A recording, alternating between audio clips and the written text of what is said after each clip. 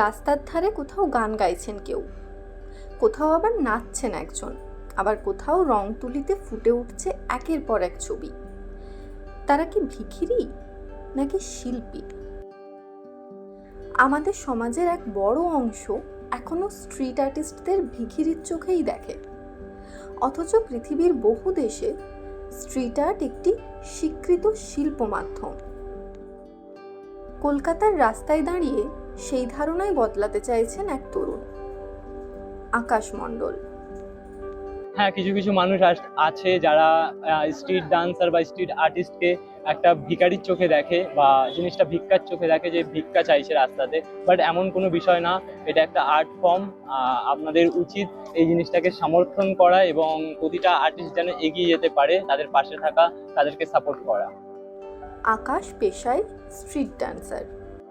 Prinsep ঘাট, park street, ময়দান, দমদম, কলকাতার নানা প্রান্তই তার মঞ্চ। তবে এই মঞ্চ তিনি বাধ্য হয়ে বেছে নেননি, বেছে নিয়েছেন বিশ্বাস থেকে।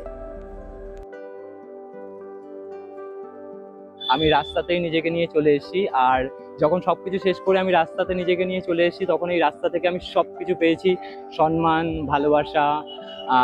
আরও প্রতিটা মানুষ প্রতিদিন আমার পারফর্ম দেখতে আসে এবং আমাকে আরও ভালো ভালো অপরচুনিটি দেয়। তো আমি সবকিছু শেষ যখন হয়ে গেছিলো, তো এখান থেকে আমার আবার সবকিছু শুরু হয়েছে, আর রাস্তা আমাকে সবকিছু দিয়েছে। এই পথ চলার শুরুটা ছিল কঠিন। পরিবারের আর্থিক অবস্থা ভালো ছিল না। বাবার সঙ্গে রাজমিস্ত্রির কাজ করেছেন আকাশ। নিজের উপার্জনের টাকায় নাচ শিখেছেন। রিয়েলিটি শোতেও সুযোগ পেয়েছিলেন, কিন্তু চার দেয়ালের মঞ্চে নিজেকে বন্দি মনে হয়েছে। তাই তিনি চলে এসেছেন খোলা আকাশের নিচে। ওখানে আমার সবসময় এটাই মনে হয়েছে যেন আমি চার দেওয়ালের মধ্যে আটকা পড়ে যাচ্ছি বা কোনো একটা গোল সার্কেলের মধ্যে আমাকে রাখা হচ্ছে, কিন্তু আমি খোলা আকাশে উঠতে চেয়েছি সবসময়। আকাশের কাছে রাস্তা শুধু পারফর্ম করার জায়গা নয়, এটাই তার বিশ্ববিদ্যালয়। এখানেই প্রতিদিন নতুন মানুষের সঙ্গে পরিচয় হয়, নতুন শহরে পারফর্ম করার ডাক আসে। অচেনা মানুষই কখনো হয়ে ওঠেন সবচেয়ে বড় সমর্থক। রাস্তা আমাকে প্রতিদিন নতুন নতুন এক্সপিরিয়েন্স শেখায় এবং রোজই নতুন কিছু আমি শিখতে পারি রাস্তা থেকে। আর রাস্তার মানুষের সঙ্গে মিশে যাওয়া, তাদের সাথে চা খাওয়া, তাদের সাথে গল্প করা, তারা তাদের স্বপ্নটা আমাকে শেয়ার করে, আমি আমার স্বপ্নটা তাদেরকে শেয়ার করি। তারা আমাকে বিভিন্ন অপরচুনিটি দেয় তাদের শহরে যাওয়ার জন্য, পারফর্ম করার জন্য। তো এই কানেকশন আমাকে অনেক অনেক স্ট্রং করেছে আর অনেক শক্তি দেয় এই পাওয়ারটা আমাকে। একটা সময় স্পিকার কেনারও সামর্থ্য ছিল না। সোশ্যাল মিডিয়ায় সাহায্যের আবেদন করেছিলেন। কেউ স্পিকার দিয়েছেন, কেউ টি শার্ট, আবার কেউ ক্যাপ। আজও সেই ক্যাপে জমা হওয়া মানুষের ভালোবাসাই এগিয়ে নিয়ে যাচ্ছে তার স্বপ্নকে। বাড়ির সাপোর্ট আমাকে প্রথম থেকেই তেমন ভাবে করতে পারতো না, কিন্তু হ্যাঁ, তারা করতে পারেনি ঠিকই, কিন্তু আমি চাই আমার নাচের থ্রু দিয়ে তাদের পাশে দাঁড়াতে এবং রাস্তার মানুষের থেকে আমি যে ভালোবাসাটা পাই, আমার ক্যাপের মধ্যে যে গিফটটা পাই, আমি সেটাতে আমার নিজের বাড়িতেও পাঠানোর চেষ্টা করি, নিজের মায়ের পাশে থাকারও চেষ্টা করি।